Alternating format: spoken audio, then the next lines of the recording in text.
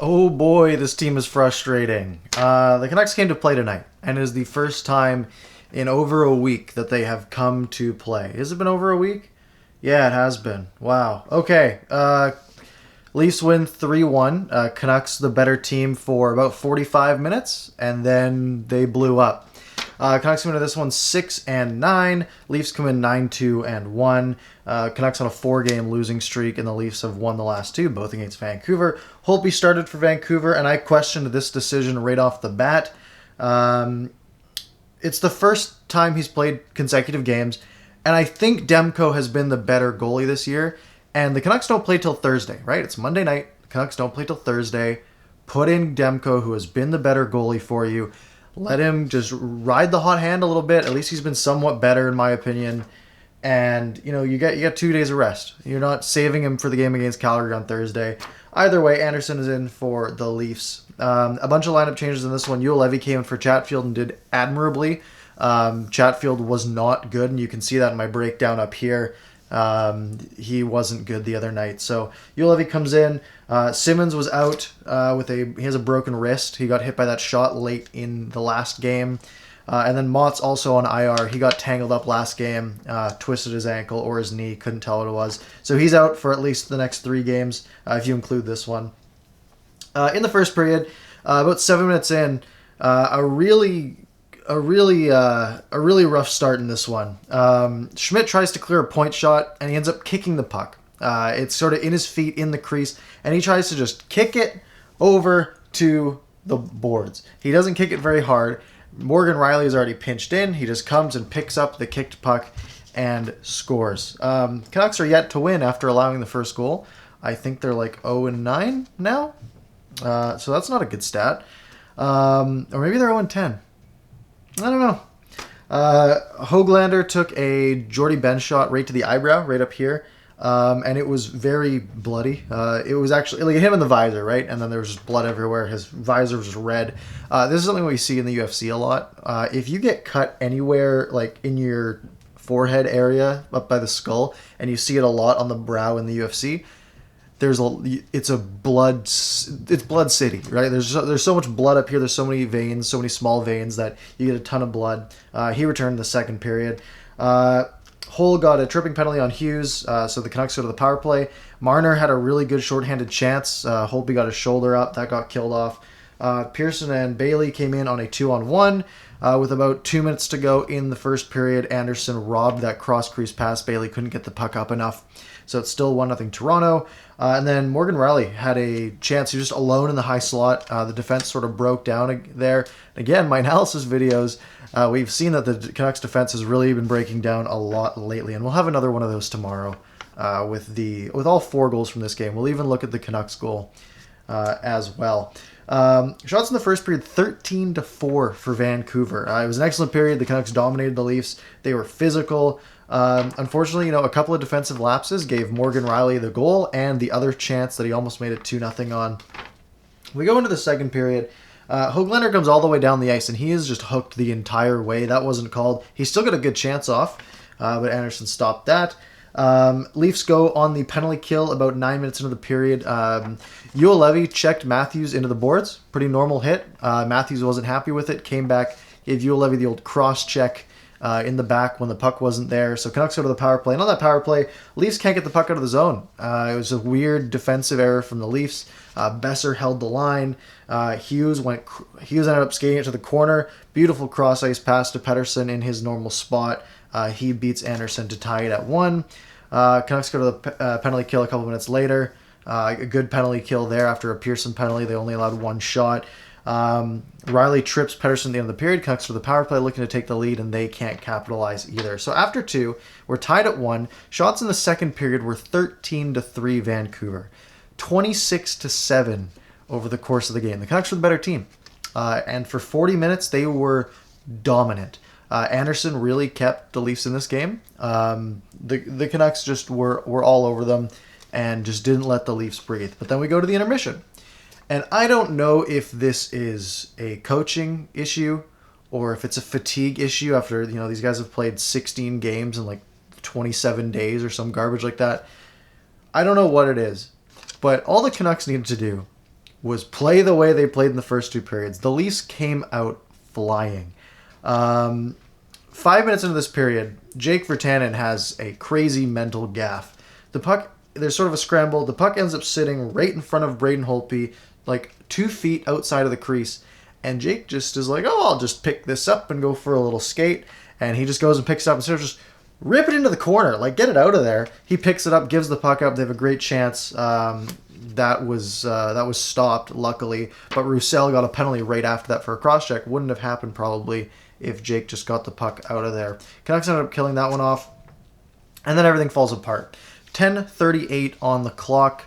And Austin Matthews, they have a great face-off play for the Leafs here. They won it back. It got played down to Marner. Everyone sort of drifted apart. Matthews slid his way into the high slot, sort of on the edge of the face-off circle. Ripped the puck on the one-timer past Holtby to make it 2-1. So now you're looking at the Canucks. Like, all right, the Canucks haven't had a lead in a week. They're down 2-1, and they can't solve this goalie. And now they're playing worse than they were in the first 2 periods. Do they have it in them to come back? Well, 11 seconds later, it's 3-1 Toronto. Kerfoot comes in. What happened here? Mikheyev stole the puck in the corner from Quinn Hughes. And all he did is just a quick pass in front. Kerfoot's there, jams it in. 3-1 in 11 seconds. Now this game just feels over, right? I start filling up the minus column here. 4:26 to go. Myers draws a penalty. He gets tripped. So the Canucks, they need to score on this, right? 4.5 minutes to go. You're down 2. Get one now. Get one with about 2 minutes to go. They go on the power play. JT Miller rips one off the crossbar. It doesn't go. They pull Holtby with about 20 seconds left on the penalty. So about 2:45 to go. Penalty ends up getting killed off. And then after this power play, there's about 2 minutes on the clock.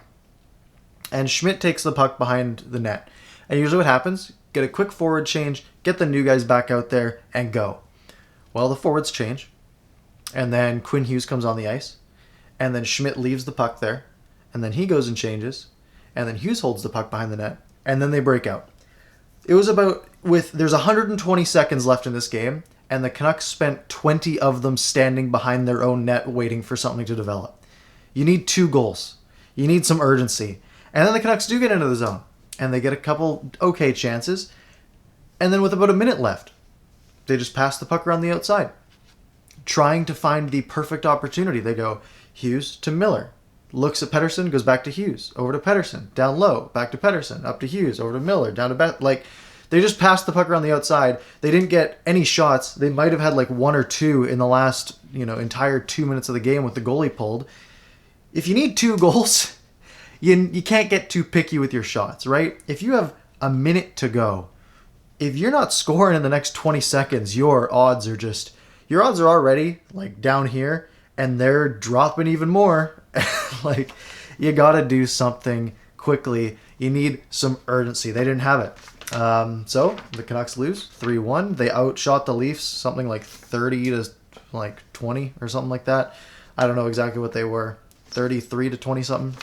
I didn't track in the third period. Either way, the Canucks were the better team for 40 minutes. They didn't have the lead after that, so they needed to work another 20, and they didn't. And that's how they lost this one. We'll go into the plus and minuses. We'll start with the pluses. Much better start. The Canucks were flying in the first 40 minutes here.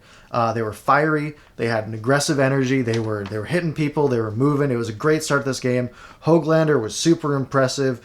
Gaudette and Bailey both played really well. Bailey's got some speed. That was their best second period of the year. The Canucks have been terrible in the second period, and they dominated the Leafs in the second period. Again, only 1 goal to show for it there. Quinn Hughes passing, he keeps racking up assists. He had that gorgeous pass to Pettersson that allowed him to score. So he's still leading all D-men in scoring. I thought Uelevi looked good. Right after I wrote down that Uelevi looked good, he was better than Chatfield, by the way. He got burned by Mikheyev, and this is something that you're going to have to live with if you have Ole Uelevi on your team. And this is just a lack of foot speed. He's slow. And I think he makes smart plays. I think he's a decent passer, but he's not a good skater. And Mikheyev was one-on-one with him. Uelevi had a decent gap, and Mikheyev just burned him, just burned the outside. Again, he didn't score on that, but, something to keep in mind. Also, I went to the dentist today. No cavities. Let's go. On the minus side, defensive breakdown resulting in the first goal. And it was the story of they came out, they battled so hard, and they were the better team. But when they were in their zone, at least on this one play where Riley scored, they had a full system collapse, and Toronto capitalized. And that's what you need to do if you're a good team. You need to capitalize when the other team does give you a chance, especially when you're getting dominated in this game. When you do get those small chances, you have to take advantage of them. The Canucks didn't do that. Toronto did do that, and that's sort of the story of this game. They have a lot of quality chances in the third. They didn't capitalize when they were playing well. That's something I just mentioned. They haven't had a full 60 all year. Maybe against the Jets, but score effects sort of play a part in those. Like, and against Ottawa, right? Like, you're like, oh well, they won 7-1 in that first game. Yeah, but you don't need to play the last 20 really hard once you're up 5-1, right? They haven't led since Winnipeg, so that's 6 games ago. They've lost the last 5 straight losses.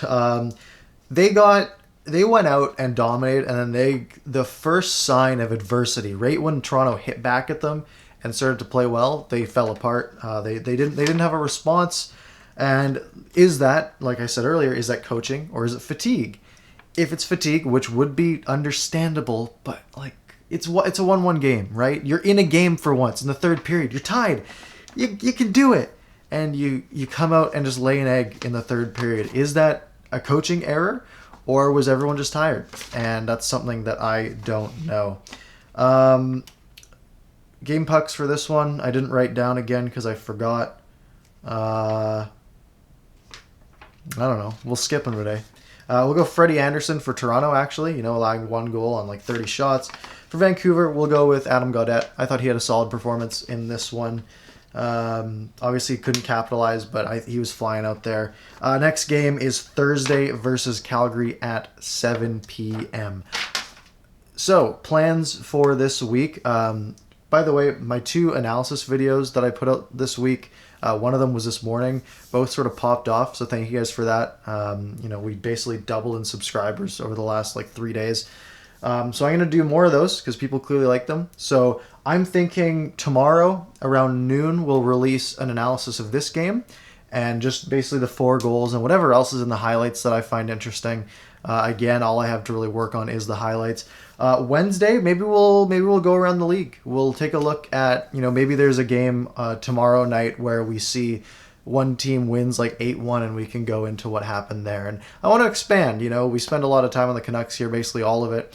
And now that I've found something that I think works, and I really like making those analysis videos, I've got this tablet that's actually been awesome in this last video to draw on, so it was really cool. So we'll do some experimentation. Anyways, that's all I've got for you guys tonight. If you haven't already, you can follow me on Twitter, hit like, hit subscribe, join the Discord, do all that good stuff, and I'll see you in the morning.